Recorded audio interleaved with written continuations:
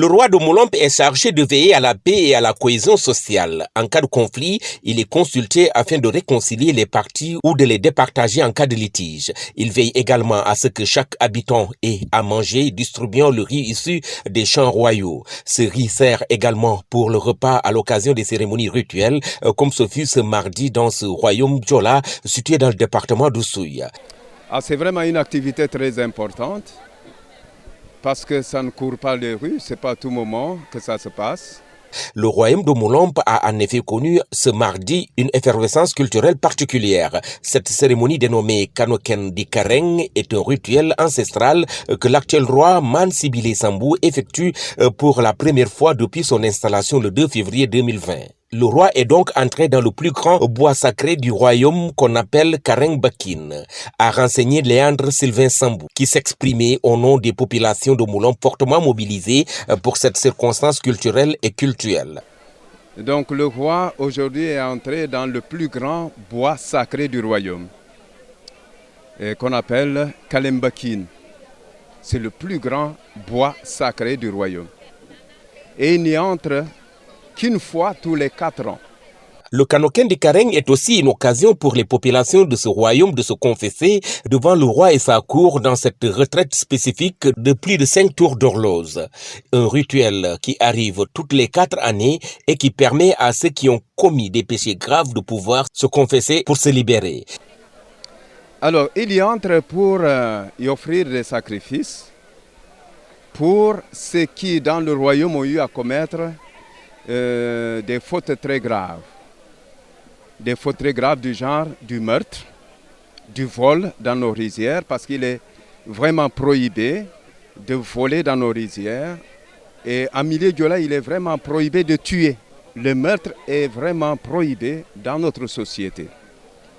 Alors, il peut arriver que justement, il y ait un meurtre commis par nos aïeux, par nos parents ou par nous-mêmes, je veux dire les contemporains. Ils peuvent commettre un meurtre, ça peut être accidentellement, comme ça peut être volontairement, ou en tout cas lors d'une bagarre, comme ça, un meurtre est commis, ou en tout cas il y a eu vol dans nos rizières.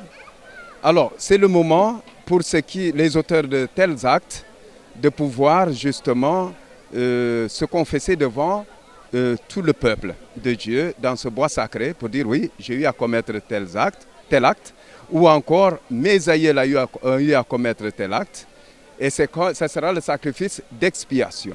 Il s'agit ici d'une royauté sacrée, une forme de pouvoir et d'organisation sociale très répandue. Celui qui refuse de se soumettre à ce rituel subira les conséquences avec sa progéniture. C'est un moment de réconciliation à milieu Diola.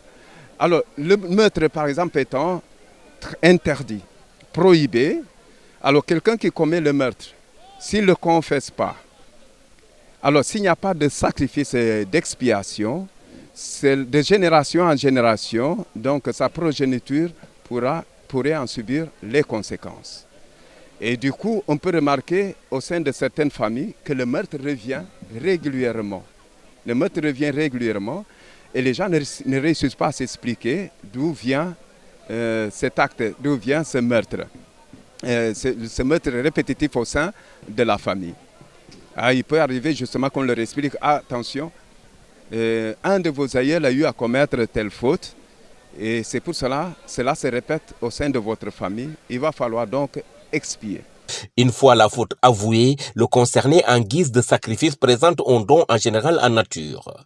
Donc aujourd'hui, c'est le grand jour pour cette expiation. Tous ceux-là qui ont eu à commettre des meurtres dans le passé, ou en tout cas à commettre des vols au sein de leur famille, donc vont confesser devant le public, ça a été déjà fait dans le bois sacré. Il y aura des sacrifices d'expiation, de réconciliation, pour que justement tout puisse redevenir normal. Ce sacrifice d'expiation est un moment de réconciliation en pays Diola. Le roi Sibile Sambou y est entré ce mardi aux environs de 10 heures, suivi d'une centaine de personnes, des hommes déjà initiés.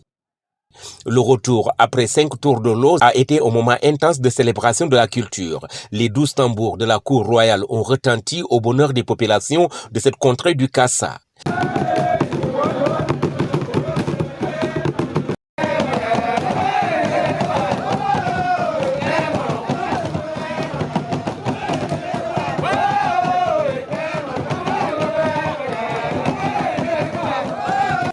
Eh bien oui, c'est ce qui explique cette ambiance qui suit. Il y a justement quelque chose, une réparation à faire. La famille ou l'individu doit faire une réparation. Soit c'est un taureau qui est demandé, la plupart du temps c'est un taureau qui est demandé. Et donc ce sacrifice est fait dans ce bois sacré qu'on appelle Kalembakin. Donc comme je l'ai dit, c'est un moment de réconciliation, donc c'est normal qu'il y ait cette ambiance de fête, parce que c'est une libération, c'est une expiation, réconciliation. Donc c'est ce qui explique que tout le monde est là pour fêter ce moment de joie, de paix, de réconciliation. Une tunique rouge, un chapeau rouge, tel est l'habillement du roi qui a présidé la séance de danse traditionnelle qui a suivi la séquence culturelle. Cette tenue est uniquement réservée au roi dans cette localité. Le roi a aussi un balai à la main qu'il garde toujours partout où il va. Il faut noter que la tunique de Mansibilé peut changer, mais le chapeau reste toujours rouge. Le tabouret en bois sur lequel il s'assoit toujours est son siège qu'il porte partout, tout comme le balai. Il a saisi l'occasion de cette cérémonie et qui a vu la présence des autorités administratives pour communiquer sur ses projets axés sur la préservation de l'environnement dans cette zone.